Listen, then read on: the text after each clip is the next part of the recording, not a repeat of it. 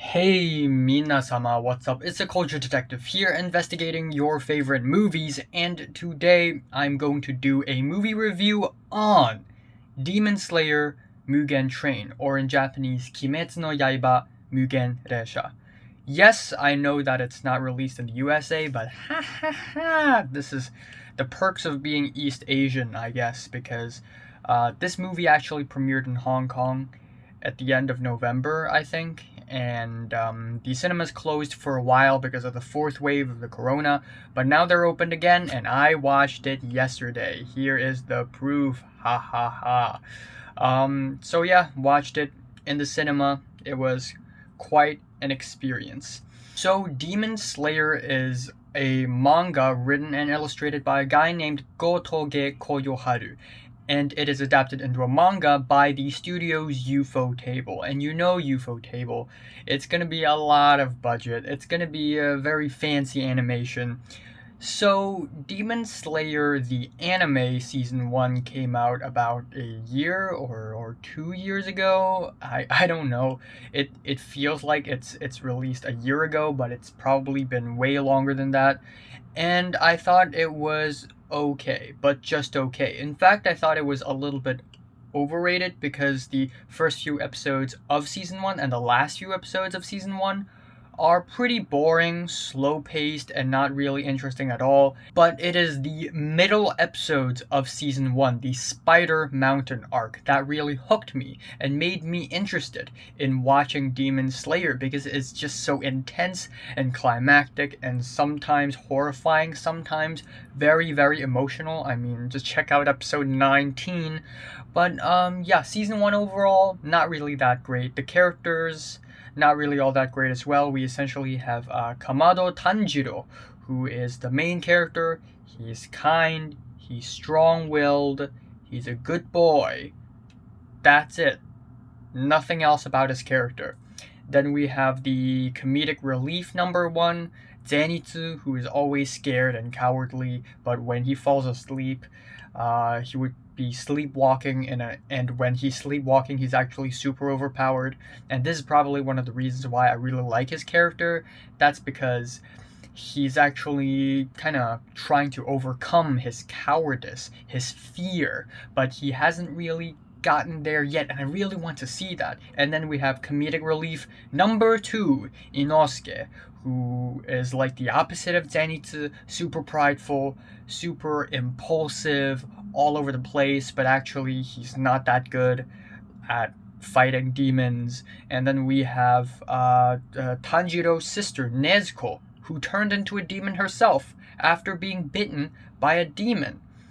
And however, unlike other demons, Nezuko is actually a good demon, a demon who wants to help humans.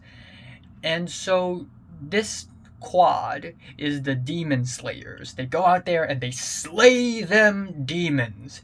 And of course, there's an entire organization of Demon Slayers, and they're only a small part of a very large part of the organization. And the most higher ups of the organization are called the Hashiras, or the pillars. And there are different kinds of pillars, meaning that if you're an insect pillar, you would use like butterflies to attack demons. If you're a water pillar, you would use water to attack demons. And in this movie, we got the flame pillar, who uses flames and fire to attack the demons. And of course, given that it's a pillar, it's a Hashira. It is extremely powerful and extremely strong. The demon who looks like Michael Jackson, he's the demon boss. And under him, there are like 12 super powerful demons working for him. And one of the 12 ended up on that train and wanted to kill everyone on that train. And so the Demon Slayers found him and tried to kill him. And this is basically the movie. Now, of course, this movie isn't without its flaws. It's not a perfect movie. Not at all. First of all, let's get the obvious out of the way. This movie doesn't even feel like a movie. It feels like I've just binge watched like 5 to 6 episodes of an anime, and just put them all together all at once. It just doesn't feel like a movie. And this is one of my biggest concerns when it comes to anime movies, is that animes are adapted from mangas, and mangas are serialized, meaning that the stories have many different arcs and they sort of connect to one another. We have a huge network of characters and a sort of link from one turn and twist to another, to another, to another, to another, and the story expands that way. But the format and the structure is a little bit different in a movie. In a movie, usually you wouldn't get a vast network of characters, and usually in the beginning of the movie, the conflict, it hasn't started yet, and then at the end, it's usually solved. However, of course, it's not like that in Demon Slayer. Right off the bat, in the beginning, in the first scene of the movie, the conflict is already there, and at the end, it's not even solved yet. There's still a lot to solve, and it just doesn't feel like a movie. It just doesn't have that climax and resolve. It just feels like one huge climax. That, or it feels like 4 separated sections of a story, but put together without much of a roller coaster ride. However, that being said, the fact that it doesn't feel like a movie didn't make my experience worse. It's still very enjoyable. Second of all, there is the dreaming part of the movie, and it's just not as original. And it's not bad. It's still somewhat entertaining, and I'm really glad that they didn't dwell too much in the whole dream sequence thing. Because, by the way, the demon antagonist in this movie is actually a dream demon, or a sleep demon. He puts people to sleep. Little did he know, when Zenitsu goes to sleep, he becomes super powerful. But the dreaming parts, it's not the most original thing I've seen in anime, and I'm just glad they didn't dwell on it too much. At the same time, I also hoped that they would utilize this dreaming power a little bit, because the demon uses this power and then he just doesn't. And it just doesn't expand anymore from there. But then he has a second power, which is a little bit more scarier. And that is, he basically merged his own body with the train, which means the train became his body. And that all the passengers are now inside the demon's body and will be consumed and digested. Now that's kind of fucking scary. And then we have the emotional part towards the end, which everybody's talking about. And yes, while it's really tear-jerking, it's really emotional, I was like, God damn, man, this is like this emotional, you know? But in my opinion, it could have been way more impactful than it is in the movie, because this emotional scene involves a character which wasn't even introduced in season 1. It only showed up in the beginning of this movie. If this character is introduced a little bit earlier, maybe we would have bonded with this character a little more. So this emotional scene, yes, it's emotional, but can it be even more emotional? Can it be even more impactful? Of course. I guess my final complaint with this movie is that there is just not enough Zenitsu and Nezuko. They just showed up, they fought some demons, the end.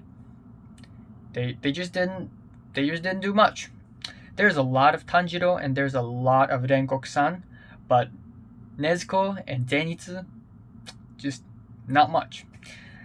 But of course, given that this movie is one of my favorite movies of 2020, there are a lot of great things about this movie. First of all, it's really well paced. There isn't one single moment where it feels boring or slow or filler. I also really appreciate the fact that there's no recap sequence in this movie, because it's not expecting its audience to be completely new. Like, when you go into this movie and you completely have not seen or heard Demon Slayer, why the hell are you even watching it? Why? I don't know. Next, of course, we got the fantastic, amazing, fancy-ass animation. I love the rough, raw black lines that are very beautiful and smooth. I also really love the fact that this story kind of takes place in early 1900s Japan. It just gives that really nice, old school aesthetic without it being too old school, but not too modern at the same time. Just the perfect era. And the voice acting is fantastic. fantastic. It is fantastic, and we all know that.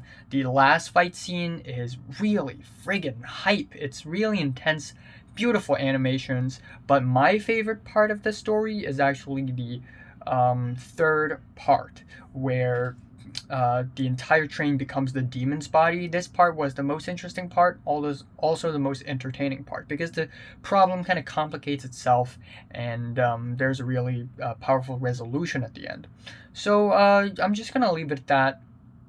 It is very entertaining, and it's very successful, and for good reasons as well. I don't think it's necessarily all that well directed. I'd say this: the opening scene of this movie. I'm not talking about the first scene after the title sequence or the title. I'm talking about the actual, literal first scene. It was kind of cinematic, but the rest of the movie, it just feels kind of anime. But the first scene actually feels cinematic, and I was actually kind of excited for a moment. But still, overall, really entertaining, great animation, great voice acting. Could the story be better? Sure. But do these flaws make this movie less enjoyable? Not really. So, yeah, Demon Slayer Mugen Train, cool movie, really cool. I am giving Mugen Resha in Kimetsu no Yaiba an 8 out of 10. So, have you watched Mugen Resha? From 1 to 9, would you rate it, like it, and subscribe if you want more, and thanks for watching. Next review, either Fantastic Mr. Fox by Wes Anderson or The Father, a movie that just came out by Florian Zeller.